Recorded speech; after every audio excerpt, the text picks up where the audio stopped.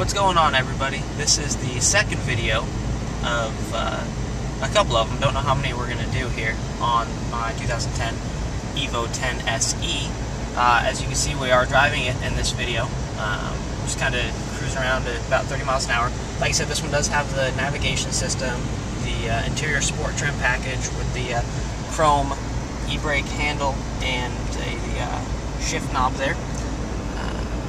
When you get with the SE, you do get the twin clutch. You can choose the different modes. You have the sport mode that I'll show you here.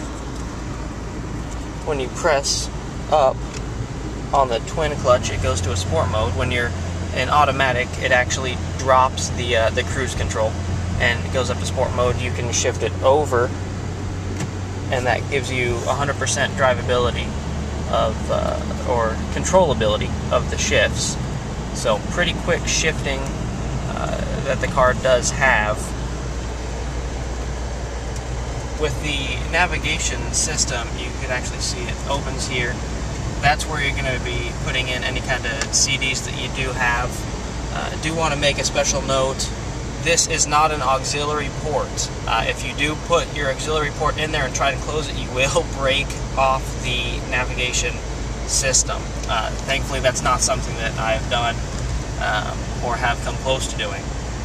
Again, I am in sport mode now. That's the one of 3 different modes that the car has. It also has just the normal, which is just normal driving. It's going to be pretty smooth shifts, a lot smoother than you would think. You can also go into a super sport mode, which will give you just super hard shifts, but if you're on a racetrack or just kind of messing around on the streets, not a bad mode to be in. I'll kind of show you here with the twin clutch what it gets into. You can go off of the shifter here, which if you press up, it'll drop the gear down one, and you can keep doing that. I prefer to use the paddle shifters myself, and I'll just kind of show you how quickly it does shift. So 4th gear here, if I do want to drop the revs, I'm pulling it now and it'll actually rev match and kind of bring the RPMs up, coming to a stop. I'll show you it is rev matching and doing that. From just a regular stop, I'll kind of show you here. It is pretty quick for the shifts. So anybody who's thinking, oh, the transmission, it feels like one of those ones that are super slow, don't really give you any kind of response, that's not at all how this is. It is a really good responding transmission. It shifts quick. Just all in all, really, really well built. And like I said, getting about 23 miles per gallon average on the highway. You can actually pull all the information here on the information screen that it gives you. We're on a pretty bumpy road, so sorry about that. But you do have the mobile phone, like I talked about earlier. You have the Bluetooth connectivity with it. Air conditioning, it'll give you all the different options where you're at. Go back here. Different maintenance stuff, it'll give you a calendar. Environmental, basically tell you what your altimeter is, your barometer, outside temperature, the average of these things.